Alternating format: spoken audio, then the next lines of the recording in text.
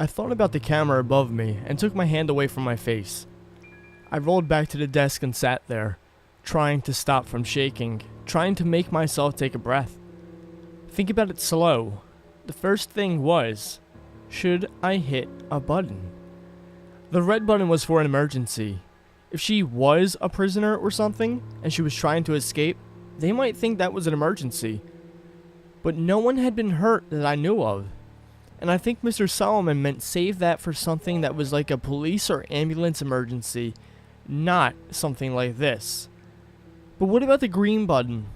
This was definitely something noteworthy. Not only that she was asking for help, but that she was asking me for help. I made myself stop for a moment. I couldn't know for sure she was asking me.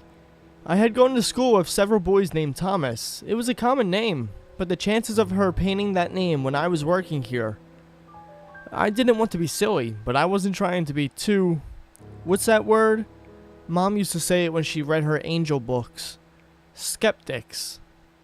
I didn't want to be a skeptic either.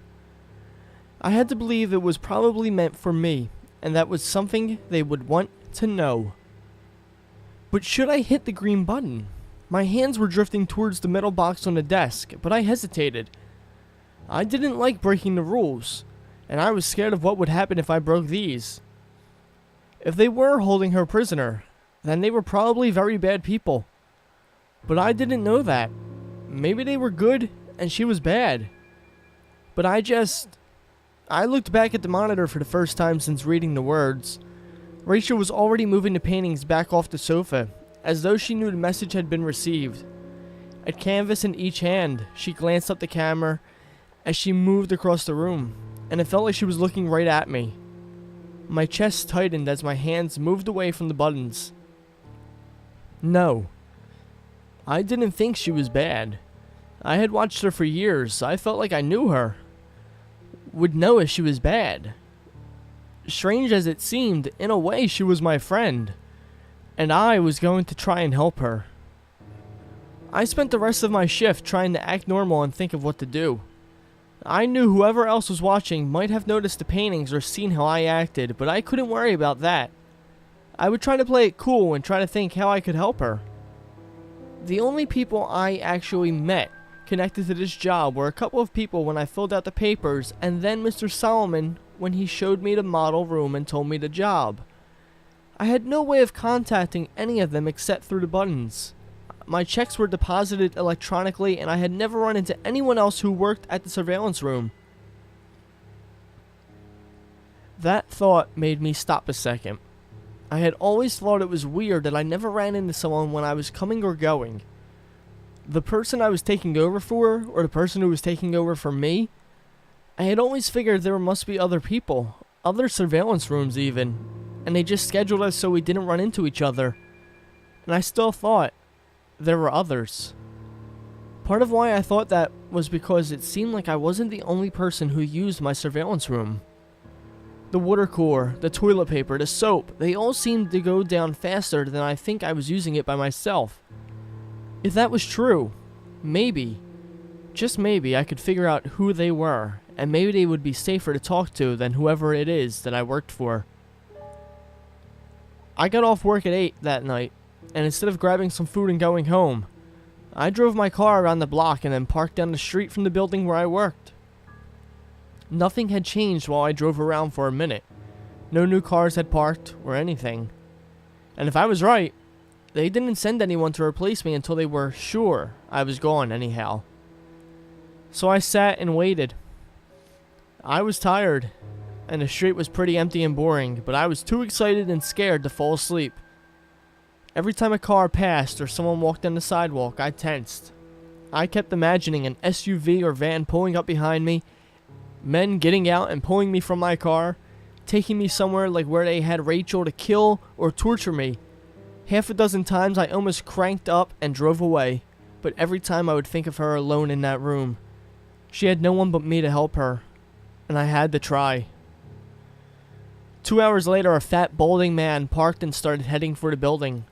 As soon as I saw he was able to unlock the door and enter, I opened my car door to go talk to him. Then I stopped. I needed to be smart. I didn't know where they were, but I was sure there were hidden cameras in the locker room and outside the building. If I go running in there and confront the guy, they'll know for sure that I'm up to something. Sighing with frustration, I shut the door back and waited until his shift was over. I considered tailing him like in the movies, but I was scared I would just lose him or he would call someone for help. So I waited until he was walking back to his car after a 6-hour shift, hopefully far enough that the cameras wouldn't see. And then I met the man I came to know as Charles Jeffries. Hey man, can I talk to you for a minute? His back was to me, and he just waved his hand absently without looking up. Sorry, I don't have any money. Have a good... He froze as he glanced back at me while talking. Oh God, no. No, you need to get out of here, kid. We aren't allowed to talk.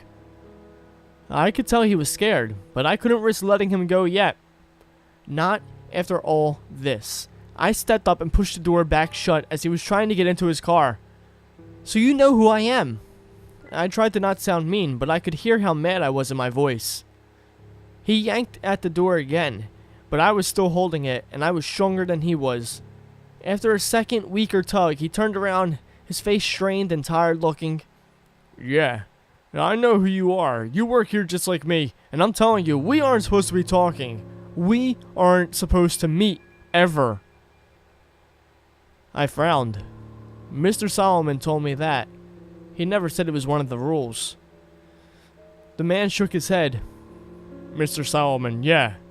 Well, there are plenty of rules they don't tell you. I bet they didn't tell you what you were going to be watching before you started, did they? When I just lowered my eyes, he went on. Yeah, me either. I've been at this job for 10 years. I've seen other people come and go. Usually because they broke one of those rules they never mentioned. The only reason I'm still here is because I keep my head down and my mouth shut. He wagged a finger at me. You should do the same, if it's not already too late. I felt my stomach curling into a cold knot. Too late? The man rubbed his face. Kid, do you think they don't know we're talking? Do you think anything happens that they don't know about? He looked back toward the building, a look of sadness and fear in his eyes. Hell, for all I know, you've already killed us both. Shaking his head, he pushed me back and started opening the door. Either way, I'm done risking it. You need to stop asking questions and just do your job. It's a lot healthier. With that, he got into his car and shut the door. I didn't try to stop him this time, even though I had already been worried about what he was telling me. Hearing it confirmed was paralyzing. What exactly was my plan? He probably didn't know any more than I did, and even if he did, what could I do with anything he told me? I walked back to my car with a heavy heart. I was still afraid, but more than that, I was sad and ashamed.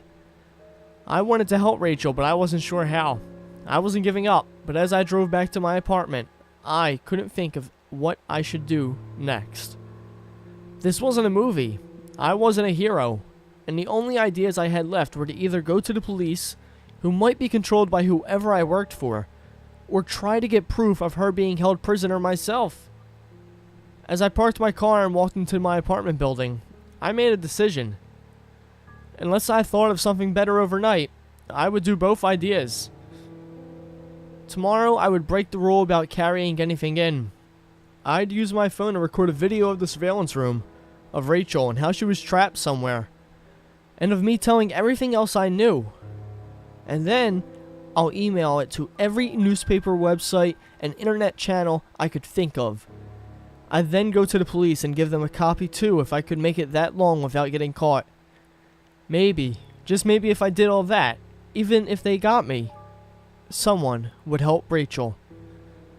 I was filled with worry and dread at the idea of being hurt or killed. A part of me kept saying I should just do as I was told and hope that it all went away. But I couldn't live with myself if I did that. Even if I messed up, I felt like I had to try. I was so preoccupied that I didn't hear the person coming up behind me as I unlocked my apartment door.